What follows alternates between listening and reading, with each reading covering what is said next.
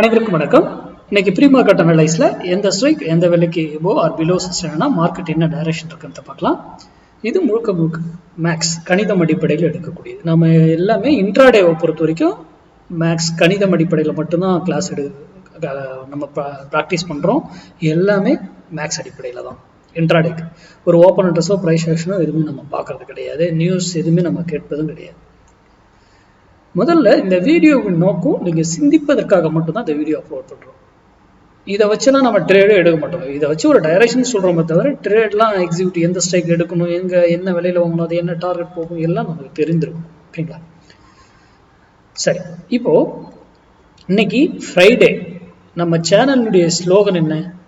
Monday trade miss பண்ணக்கூடாது, Friday trade loss பண்ணக்கூடாது. Very very important. ஓகேங்களா? இன்னைக்கு 24,800 புட்டு 102 ரூபீஸ்க்கு மேலே இருந்தால் மார்க்கெட் இறங்கும். நல்லா 24,800 put 102 above sustain market go down.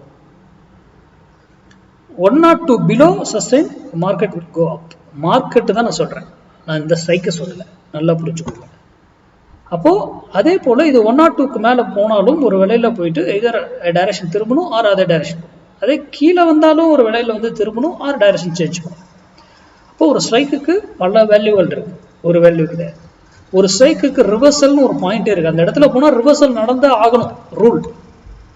அது ஏன், எதுக்காக அது நடக்குது, என்ன காரணத்துக்காக நடக்குது, அதெல்லாம் நமக்கு தெரிஞ்சிருக்கும். நம்ம முழுமையாக தெரிந்து நம்மளுடைய டெலிகிராம் சேனல் லிங்க்ல போய் பாருங்க. தினமும் ஒரு டேட்டா ஒன்று போஸ்ட் பண்ணிட்டு வரும். அந்த டேட்டா பார்த்துருக்கீங்களா?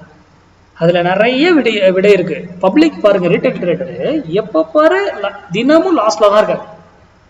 அதெல்லாம் பார்த்தீங்கன்னா உங்களுக்கு நிறைய நீங்கள் எந்த டைரக்ஷன் இருக்கணும் என்னங்கிற ஐடியாவே உங்களுக்கு கிடைக்கும்.